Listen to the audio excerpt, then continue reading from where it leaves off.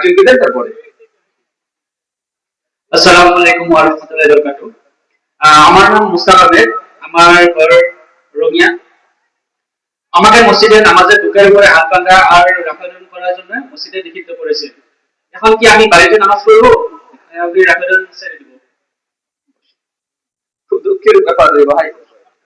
ভাই, আমাদের মসজিদে আরবি ভাইদের কাছে আমাদের অনুরোধ শোনেন, যেসব যুবকরা বেনামাজি ছিল, নামাজি পড়তো না, আর এখন অন্তত নামাজ পড়ছে, বুকের উপরে হাত বাঁধো আর নাভির নিচে কপালের উপরে, এটার জন্য মসজিদ থেকে বের করে দেওয়াটা মোটেও উচিত নয়। এতে মানুষ ঘুষ খাচ্ছে, জুয়া খেলছে, তাস সারাদিন ধরে খেলছে, মদ খাচ্ছে।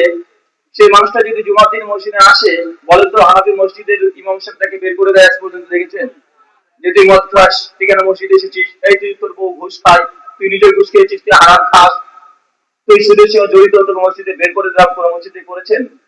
কিন্তু একজন যুবক তরুণ, সে বুকের উপরে না নাভির নিচে, ধরেন নাভির নিচে গন্ডের সহি ধরেন, দলকে ধরে দিলাম, এখন বুকের উপরে রেখেছে, তো কোনটা বেশি গোনা? বুকের উপরে হাত বেঁধে নামাজ পড়া, না সুদ, ব্যাংক থেকে সুদ নিয়ে, বন্ধন লোন নিয়ে ব্যবসা করা? বলেন আপনার কোথায়, বলেন না। ধরে নিলাম বুকের উপরে হাত বাঁধা আপনাদের মাথা অনুযায়ী ঠিক না, যদি ঠিক নয়, হানাফি মাযহাব অনুযায়ী বুকের উপরে হাত বাঁধা হাদিস সহিহ, তবে তারা বলে মেয়েদের জন্য। এখন যদি সহিহ নাই হাদিস হয়, তো মেয়েদের বুকের উপরে কেন হাত বাঁধে? এখন বলে ওদের সতর ঢাকার জন্য, সৌন্দর্যের জন্য। সতর মানে মেয়েদের সতর যেহেতু কোথায়, বুকের উপরে, এই জন্য সতর ঢাকার জন্যই বুকের উপরে মেয়েরা হাত বাঁধে। তা পুরুষের সতর কোনটা? মাকে নিচে তার একটু নামতে হবে। আচ্ছা, যদি হিজরা হয়, কোথায় বাঁধবে? কপালে না একটু নিচে নামিয়ে দেবে? এই বিতর্কগুলো নিয়ে মসজিদে ভাগাভাগি করার প্রয়োজন নেই। বুকের উপরে হাত বাঁধা রাসূল থেকে প্রমাণিত।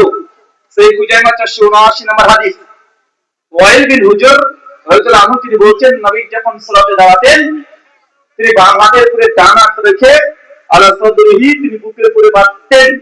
এই হাদিস হাসান সনদে প্রমাণিত আছে। মুসনাদ আহমদে হুত্তাই সূত্রে হাদিস সহিহ সনদে বর্ণনা আছে, হাদিস নম্বর 16165। ওখানে হুত্তাই সূত্রে বর্ণনা যে নবী বাম হাতের উপরে ডান হাত রেখে বুকের উপরে তিনি বাঁধতেন। সহিহ বুখারী হাদিস 740 এ সাহাব বিন সাদ থেকে হাদিস বর্ণনা আছে যে আল্লাহর নবী যখন হাত বাঁধতেন, আল্লাহু আকবার বলে কাঁধ বরাবর, কিছু বর্ণনায় কান বরাবর তুলতেন, কান ধরা না যায় বলে, কান ধরে আল্লাহ, আরে ভাই কান ধরে না রে ভাই, ওর কান পর্যন্ত হাত তোলেন, অথবা কান পর্যন্ত, এত দূর কাঁধ অথবা কান পর্যন্ত হাত তুলে নবী হাত বাঁধতেন। হাত বাঁধতেন কিভাবে? বুখারীতে এই স্থানের কথা উল্লেখ নাই, তবে শব্দ এসেছে জিরা। জিরা কি? জিরা হচ্ছে হাতের একটা অংশ, এইখান থেকে এত দূর, গোটাটাকে আরবি ভাষাতে বলা হয় ইয়া। আমরা হাত বলি না গোটাটাকে, এটাও হাত, এটাও হাত, এটাও হাত, আর এইখান থেকে এত দূর পর্যন্ত, এটাকে বলা হয় জিরা। এই যে কবজি, এটাকে বলে রুশদু আরবিতে, কথা বুঝতে পারছেন? এই অংশ বলে সাইদ। তো আল্লাহর নবী কি করতেন? সে বুখারী 740 নম্বর হাদিসে আসছে যে তিনি বাম জিরা করে ডান জিরা রাখতেন। এখন জিরা কোনটা?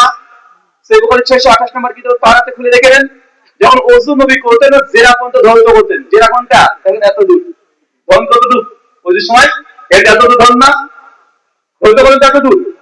সেটা কাহাতের 8 নম্বর আয়াত করে দিবেন, এসে কুকুরটাকে জিরা প্রবেশ করাবে। কি প্রবেশ করেছিলেন? হাতে কোন পর্যন্ত তিনি প্রবেশ করেছিলেন। কোরআন মাজিদে জিরা শব্দ আছে, এগুলো থেকে প্রমাণ হয় যে নবী, সে বুখারীর মধ্যে পাওয়া যায়, তিনি বাম জিরা করে ডান জিরা রাখতেন। এখন বাম জিরা ডান জিরা রাখলেন, দেখেছি না? কোথায় যাচ্ছে? যাবে ঝুল খেললো, নবী নিচে যাবে? তো বুখারীতে এতটুকু প্রমাণিত। আপনি কোথায় বাঁধছেন এটা আপনার ব্যাপার, মাথায় বাঁধবেন না কপালে বাঁধবেন না নিচে আর নামে যাবেন, এটা আপনার ব্যাপার। কিন্তু বুখারীতে স্পষ্ট এই বর্ণনা। আবু দাউদের 759 নম্বর হাদিস, এটা মুরসাল সহিহ সনদে, যে নবী বাম হাতকে ডান হাতের উপরে আলা সাদরিহি, তিনি বুকের উপরে বাঁধতেন। একাধিক বর্ণনা আছে। তাই চাচা এগুলো মারামারি করেন না। ছেলেটা নামাজ পড়তে আসছে, নামাজ পড়তে দেন। যারা সুদ খায়, ঘুষ খায়, বেনামাজি, যারা পরকিয়া করে, তাদেরকে মসজিদ থেকে বের করে দেন, এটা ভালো কাজ। কিন্তু এই নামাজি ছেলেটাকে বের করে দেন না, ইয়াং যুবক, তাকে উৎসাহ দেন, দেখে না বাচ্চা বাধক না, সমস্যা কি? আপনারা তো মারছে না নাকি?